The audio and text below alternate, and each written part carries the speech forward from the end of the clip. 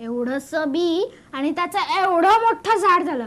मला वाटतं आपण या सगळ्या लहान सहान बारीक सारीक गोष्टी टाकूनच यायला पाहिजेत. त्यांचा काही उपयोग नसतो.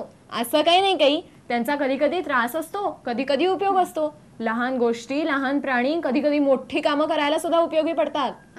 कसं ते बघ. बघते. मुलांनो, कधी कधी लहान लहान जीव सुद्धा मोठ्या मोठ्या कामाला येतात. कसं ते ऐका हा.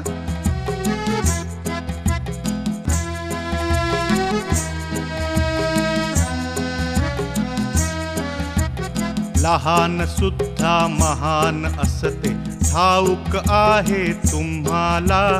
इवले इवले जीवही येती मोठ्या मोठ्या कामाला.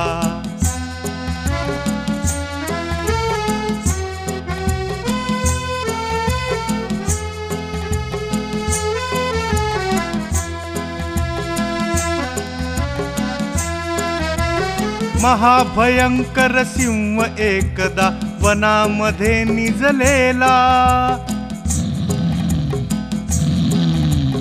एक छोटासा उंदीर आला.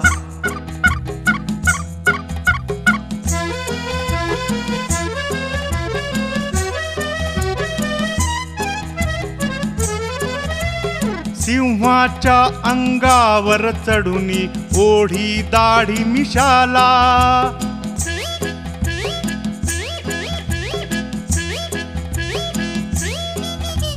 सिंह जागला करीत गर्जना.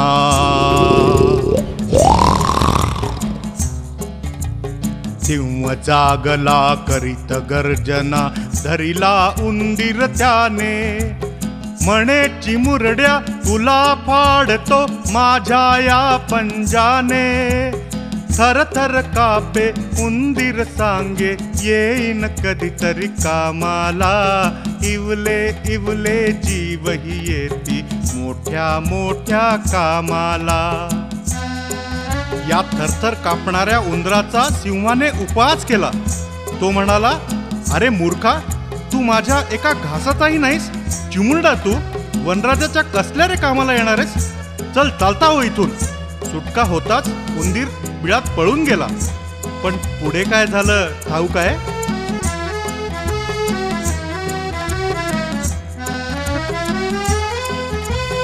कधी एकदा सिंह अडकला बसून या जाळ्यात. पण राजा हो केविलवाणा ये पाणी डोळ्यात. हदरे जंगल, हदरे जंगल अशी गर्जना ऐकुनी उंदीर धावे. सिंहाला तो सांगे आता माझे शौर्य बघावे.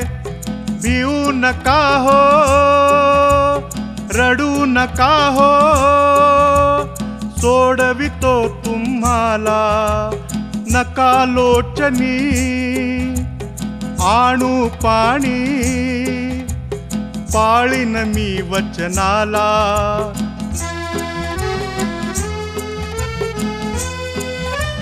सर्व शक्तीने कुरतडुनी या उंदीर तोडी जाळे.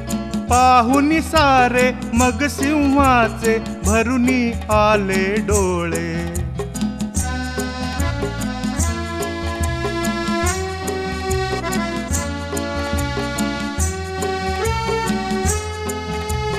जीव चिमुकला संकट काळी अखेर कामी आला.